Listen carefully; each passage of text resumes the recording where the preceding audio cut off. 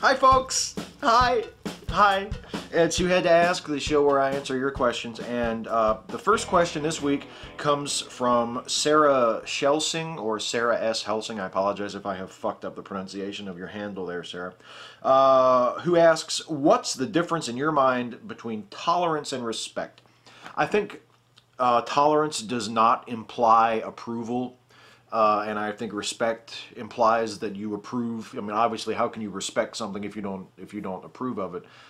In the sense that we usually mean respect. I mean, sometimes that's the interesting thing about language. Sometimes you can say respect when you actually mean tolerance. But if we're going to go with the most commonly used senses of those words, I think you can say that you tolerate something, but that doesn't imply that you approve of it. For instance, I might say, my own personal attitude, I respect the right of people to practice whatever religious faith they want. I respect that right, but I tolerate their religion as long as it's practiced in a humane and legal way. So I don't respect the religion, but I tolerate the religion. I respect the right that enables them to practice the religion.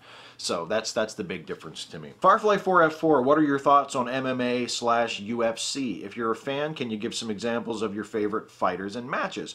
Actually, I guess maybe some might think this is odd because I am such a wrestling fan, a pro wrestling fan, but I'm not really a fan of MMA.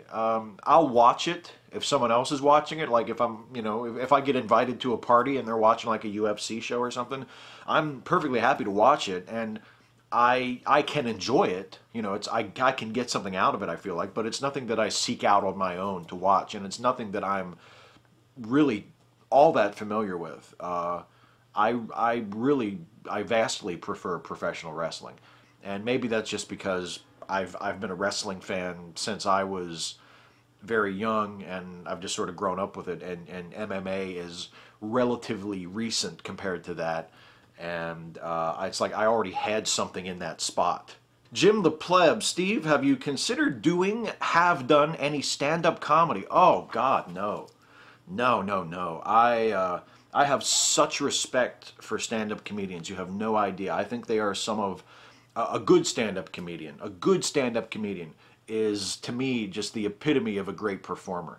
And even a shitty stand-up comic, it takes balls, man. It takes balls to get up in front of people, to get up on a stage, and try to make people laugh and entertain people solely through your own words, your own use of language, your own. I mean, that to me is something to admire, and I have nowhere near the balls or the skills or anything like that to be a good stand-up comic. I appreciate you even asking that question, but no, I don't think I would ever have the guts even to try it. I mean, I don't have a problem talking to people. I don't have a problem addressing groups of people, but I prefer a much more like relaxed environment, sort of like a talk. I think I would be good at talking to people, giving a talk.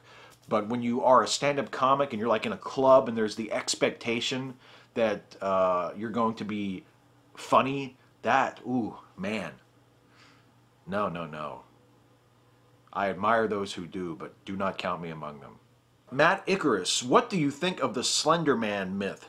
I think it is a really interesting case of watching folklore be created from whole cloth before our eyes.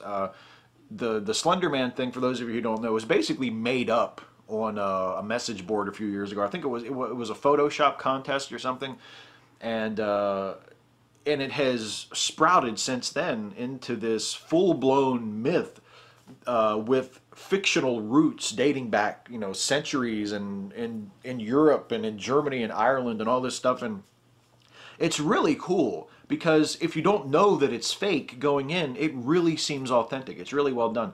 And there are a lot of people who do think, not knowing the backstory behind it, coming into it late, not doing the research, who think that it is an actual myth. It is an actual creature that people have believed in for centuries. It's this, this freakishly tall person who stalks children or whatever Slender Man does. I mean, I'm not a very well-informed student of Slender Man. It's not something I'm totally deeply interested in, but I'm aware of it, and I find it interesting just for that reason.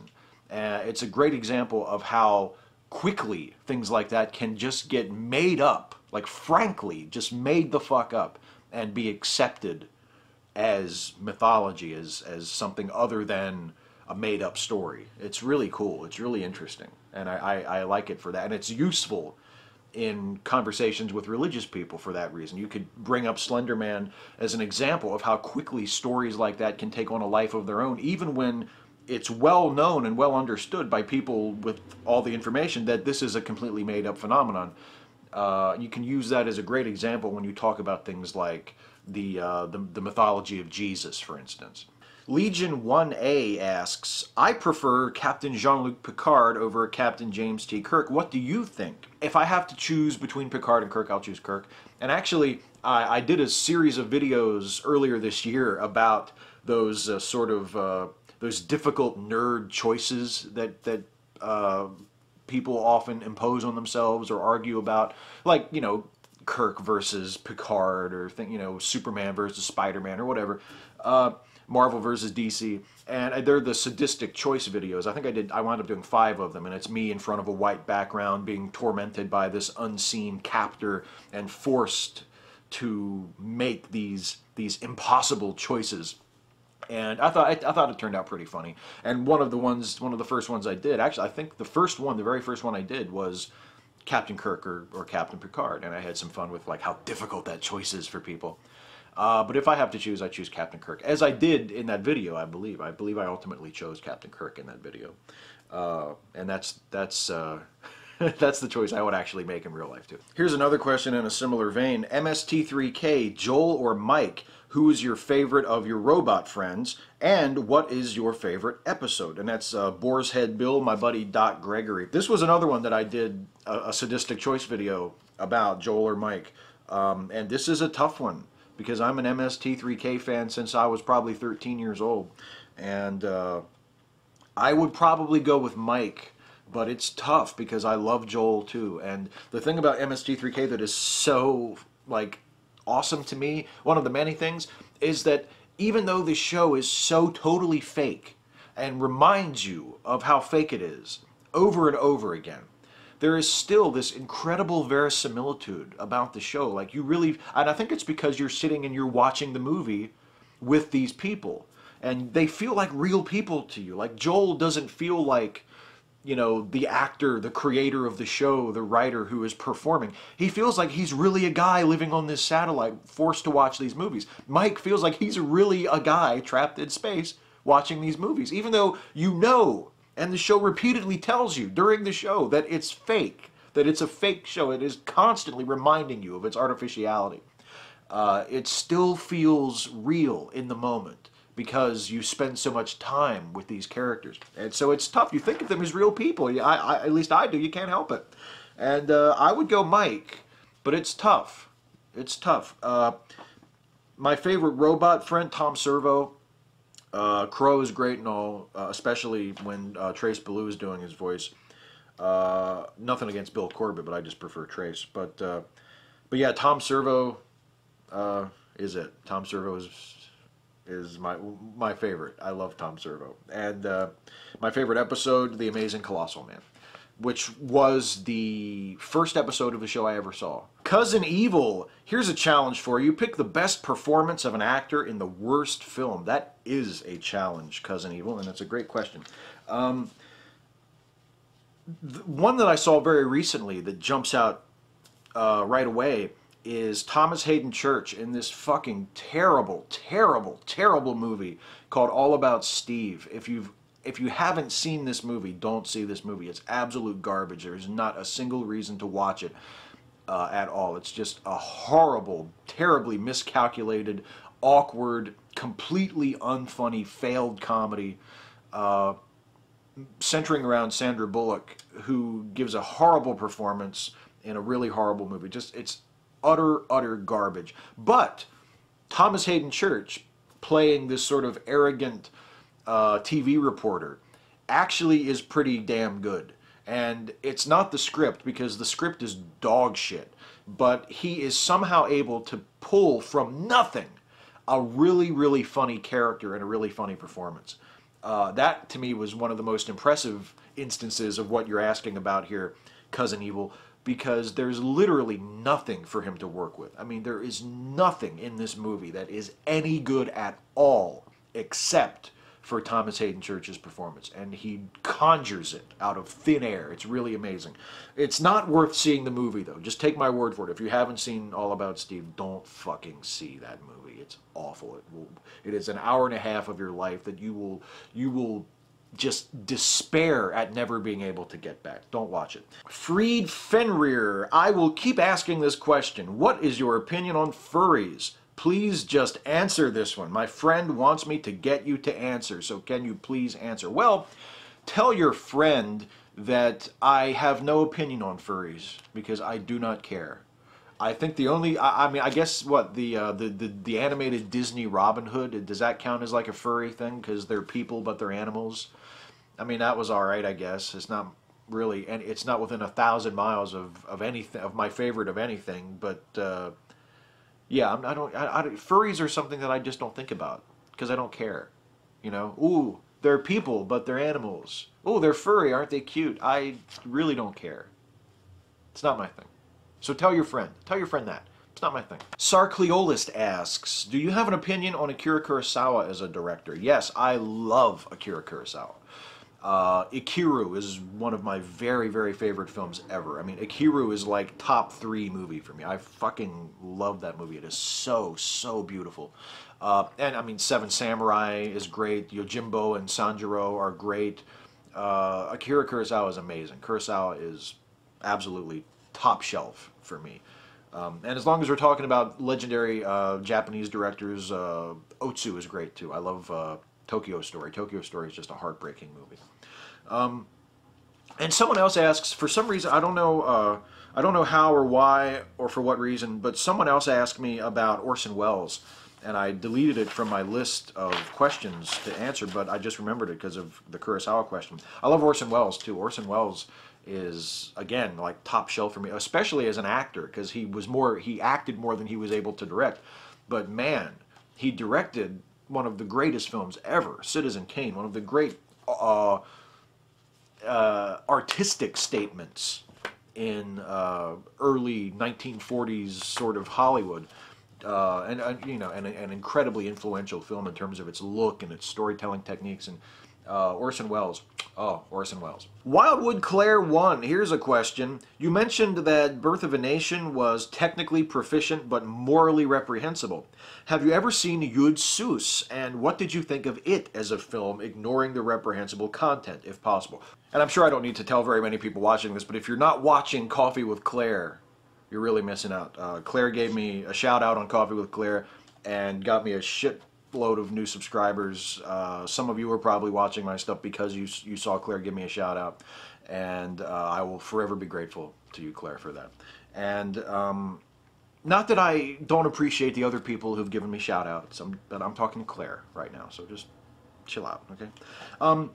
I had not actually seen Yud Seuss before I got this question, but earlier this week I did my homework. I went back and I actually watched Yud Seuss because it is on YouTube, and for those of you who don't know, it is a Nazi propaganda film, at least the version that Claire is talking about here. The story of Yud Seuss has been filmed multiple times. There was a British version that was made a few years before this version we're talking about that was not a Nazi propaganda film, that was not anti-Semitic. It was actually a message of tolerance, really.